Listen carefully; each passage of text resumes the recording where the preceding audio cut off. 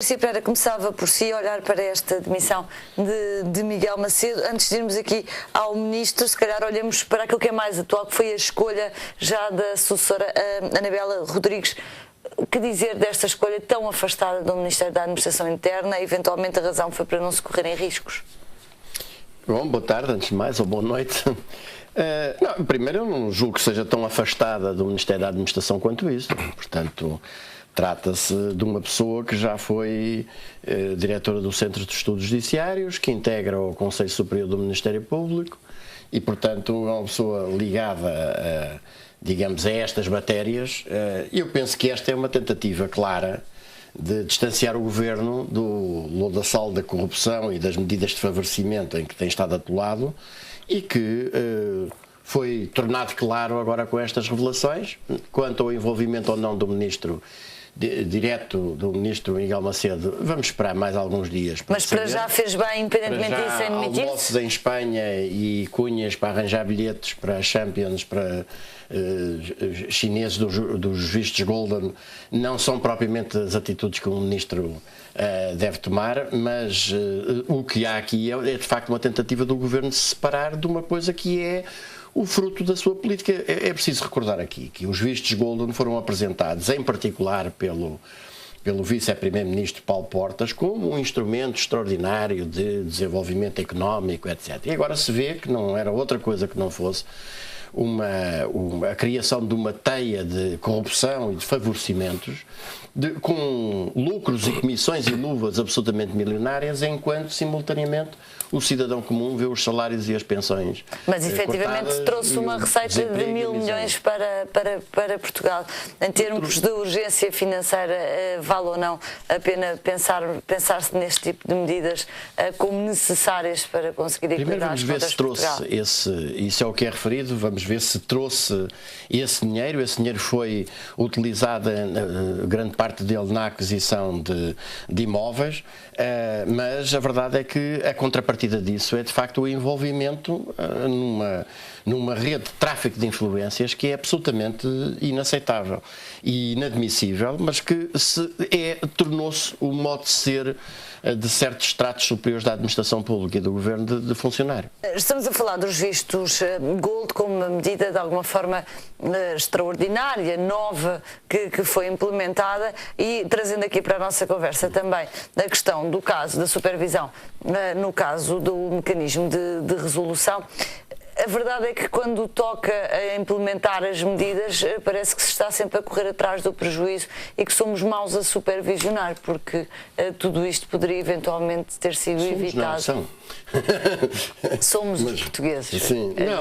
Não são todos os portugueses. Vamos lá ver. Não estou a chamar de mau supervisor. Eu queria começar por dizer que não concordo com essa qualificação de que os vistos Golden sejam uma medida extraordinária.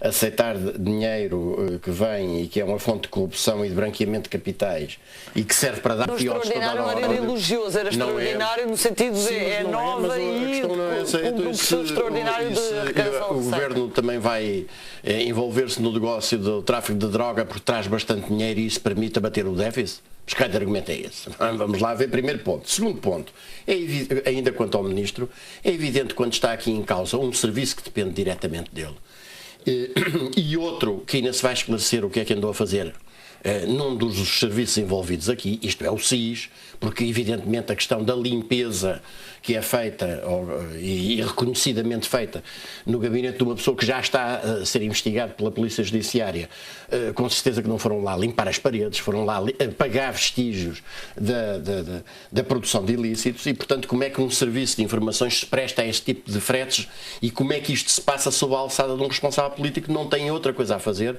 que não seja demitir-se. Agora, isso não apaga os problemas e o problema é, de facto, a política que está por trás disso.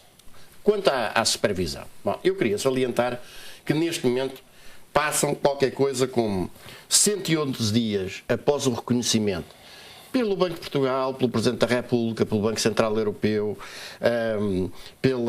pelo Governo, da falência da bancarrota do Banco Espírito Santo e 223 dias após a entrega do relatório e contas do Banco Espírito Santo para a Bolsa em 10 de Abril, para depois ser levada à Assembleia Geral do dia 5 de Maio. Para decidir o Como é que é aumento de possível capital? que ao fim de todo este tempo, por um lado em termos de investigação criminal, não tenha ainda havido uma única prisão preventiva, não esteja nenhum dos membros daquela quadrilha metido atrás das grades, e como é que é possível que a gente assista a este espetáculo patético daqueles que são os principais responsáveis pelo desenvolvimento da situação, a pretenderem-se desculpabilizar por aquilo que deviam ter feito e não fizeram, porque a verdade é que passaram, como aliás já tinham passado, isso deve ser reconhecido também, no tempo em que era governador do Banco de Portugal o Dr. Vítor Constâncio.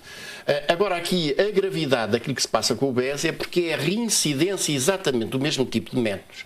Isto é, de colocar um banco que pertence a um grupo, a fazer de banco de fomento das empresas do grupo, e a utilizar os respectivos balcões para colocar os títulos dessas empresas do grupo.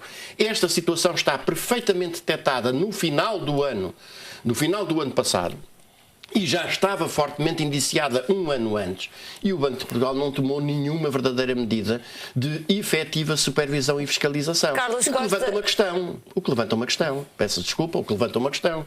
O que é que faz estas pessoas serem tão inativas?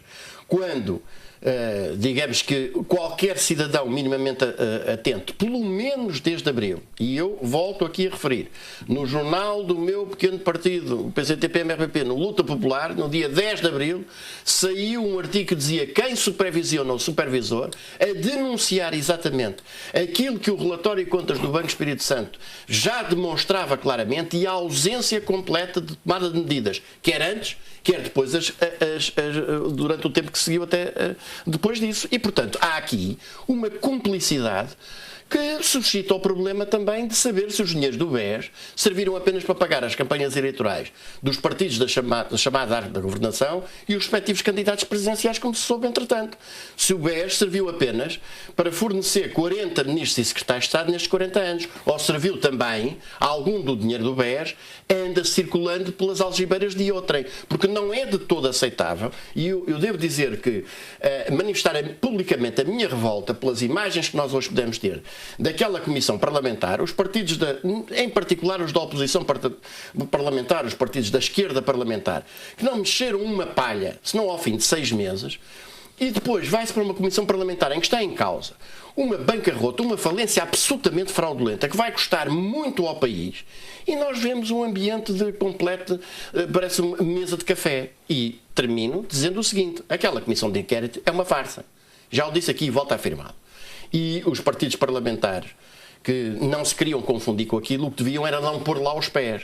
Porque em qualquer país democrático do mundo, uma comissão parlamentar que averigua uma situação de particular gravidade em que estão envolvidas autoridades de um país deve ser presidida por alguém da minoria e não por alguém da maioria. E muito menos por alguém que tem relações que entretanto se conheceram a um escritório de advocacia que tem como principal cliente um dos principais clientes precisamente do Banco BES. E ninguém vê problema nenhum disto, a começar pelo próprio Dr. Fernando Negrão e a passar por todos os outros. Acham que não há nenhum problema nisto. Eu acho que debateu no zero do ponto de vista das simples questões de ética, do ponto de vista da promiscuidade entre os grandes interesses económicos e financeiros e estas autoridades, ela está completamente a nulo. Garcia Pereira, um minuto para poder ouvir os dois sobre a questão da REN e da Galp Energia não pagarem a taxa sobre energia que serviria para a intervenção serviria para reduzir o déficit. Nuno Ribeiro da Silva acabou de fazer é a comprovação de como em Portugal os organismos estatais estão completamente capturados nas mãos dos grandes interesses económicos e financeiros. E peço desculpa, mas a questão é esta: quem quer ter a espinha vertebral direita e se não sabe o que é um cargo desses, ao chegar lá, das duas uma, ou tem condições para o exercer e então exerce até ao fim, ou não tem, e o que deve fazer é admitir-se e denunciar que não tem essas condições. Agora, não foi nada disso que nenhum destes responsáveis fez até agora.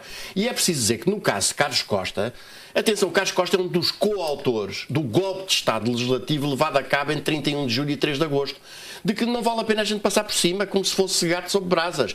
O senhor Carlos Costa não é uma vítima do confronto entre uma entidade reguladora com pouco poderes e um grupo com grande capacidade económico-financeira. Não, é um dos coautores da solução que vai determinar que cai em cima dos ombros dos cidadãos, dos contribuintes portugueses, a necessidade do pagamento de milhares milhares e milhares de milhões de euros. E 7,2 já lá estão.